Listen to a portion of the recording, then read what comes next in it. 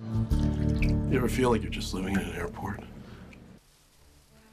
The Terminal is a 2004 American comedy drama film directed by Steven Spielberg and starring Tom Hanks and Catherine Zeta-Jones. The film is partially inspired by the 18-year stay of Mary Nasseri in Terminal 1 of Paris-Charles de Gaulle Airport, France, from 1988 to 2006. Instead of using the latest special effects, Spielberg focused on the typical form of classic films, which brought us a truly heartfelt piece of work that focuses on the character, not the plot. The film is about an Eastern European man named Viktor Navorsky, who becomes stuck in New York's JFK Airport terminal, when he's denied entry into the United States and at the same time cannot return to his native country because of a military coup. What I love about the film is the way Steven Spielberg used the technique of identification. Firstly, identification is the process of manipulating camera angles, shots, storylines, etc. to create a connection, a link between the viewers and certain characters of a movie.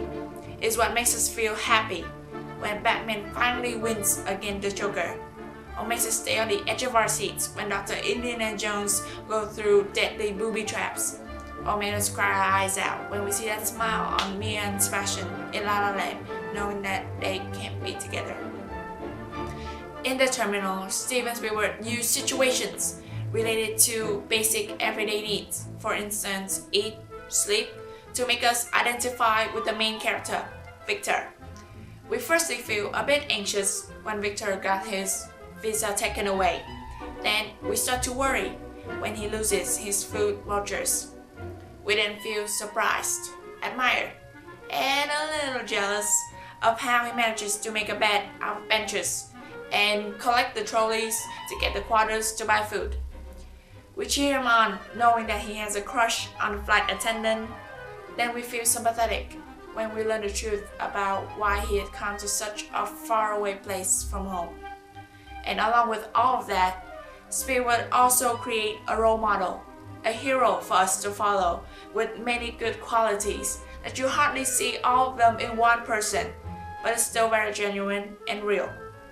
Like how Victor's very resourceful in the way he fixed the walls and got a job, or he's very honest in his way of choosing to stay and wait for his visa instead of walking out the door, or he's very smart in how he manages to learn a whole new language all by himself, and he's very caring towards others in the way he helps the man with the medicine, he warned the woman about the wet floor, or sacrificed his promise for his friends. So in the end, when he gets that visa, when he gets that final signature which fulfills his promise to his father, we as viewers somehow feel accomplished for ourselves as well. And that's the amazing thing about identification. We begin by imagining ourselves in the character's situations, then we actually feel like the character himself.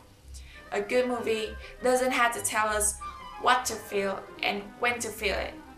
It allows us to become the character and dive into the story, get carried away voluntarily.